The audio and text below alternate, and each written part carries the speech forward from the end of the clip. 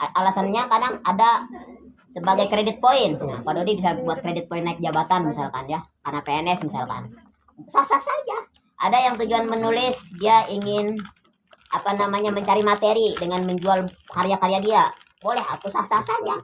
Ada yang menulis buku. Tujuannya itu untuk misalkan untuk diakui keniscayaan, sah-sah saja seperti saya ini untuk diakui nih. Nah, keniscayaan. Nah, diakui oleh siswa-siswanya gitu. Nah, minimal itulah. Dan banyak alasan orang jadi penulis itu kan kembali kepada diri kita, motivasinya. Apapun alasannya sah-sah saja. Mau dia menebitin buat karya, buat ini, buat itu, buat materi, sah-sah saja. Nah, pribadi saya adalah untuk keniscayaan agar diakui bahwa itu saya penulis. Walaupun populer ya sah-sah saja begitu ya, walaupun karyanya nggak seindah teman-teman di sini kan. Karyanya saya karya Kak Encep itu kan dalam-dalam karya-karyanya. Kemudian Dida Manduri puisi-puisinya juga serius-serius ya. Nah, sebagai penulis pemula lebih baik kita awali menulis daripada menulis tidak sama sekali gitu. Itu aja mungkin. Silakan. Ada ini masukan lagi? Dipukul lagi boleh? Boleh. Pakai palu di belakang. Iya, ini malah jadi ini Pak, semakin mencurigakan ini.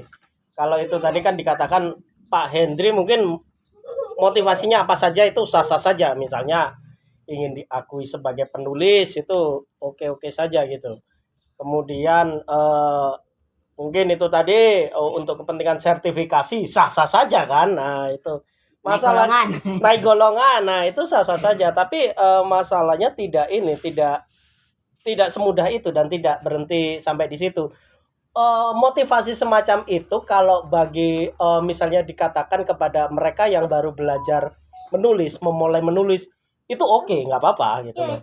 Tapi ketika makin lama kita makin menekuni dunia kepenulisan dan menikmati tahap menulis sebagai tahap kepengerajinan, itu hal yang nggak bisa ini gitu loh, yang nggak bisa tidak dapat ditoleransi dengan mudah hal semacam itu.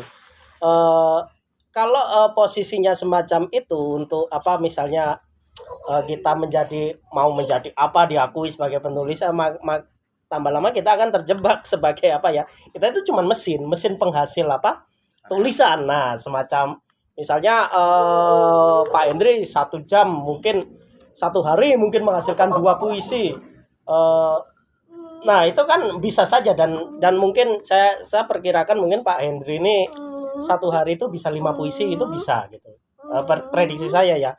Cuma masalahnya apakah semudah itu, segampang itu gitu loh untuk di dunia kepenulisan. Bagi adik-adik juga nggak masalah misalkan memang memulai menulis dengan motivasi yang sama seperti Pak Hendri.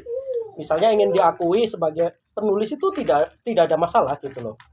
Cuma masalahnya ke depannya gitu loh.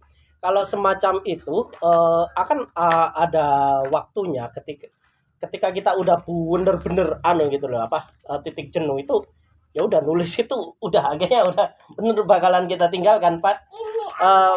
Nah, kalau kita memahami mungkin kepenulisan itu sebagai tahapan untuk katakanlah untuk meditasi diri gitu loh. Ada tahapan seperti itu nggak nggak akan seperti itu Pak. Jadi katakanlah kita nulis katakanlah satu karya, 1 puisi ya, itu bisa sampai 1-2 bulanan gitu.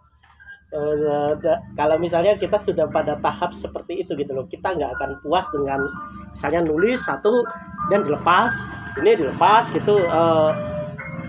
Akan ada tahapan-tahapan selanjutnya kalau kita misalnya sudah kita sudah lepas dari tahap diri sebagai mesin kepenulisan gitu.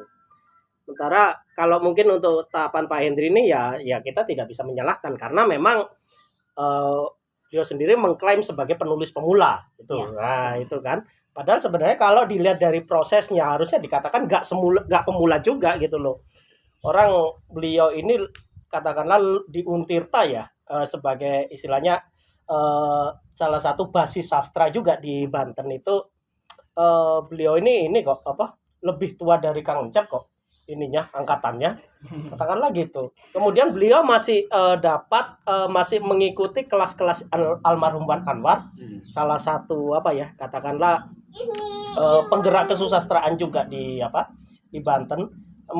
Beliau juga masuk di kelasnya Arif Senjaya, kemudian Herwan FR.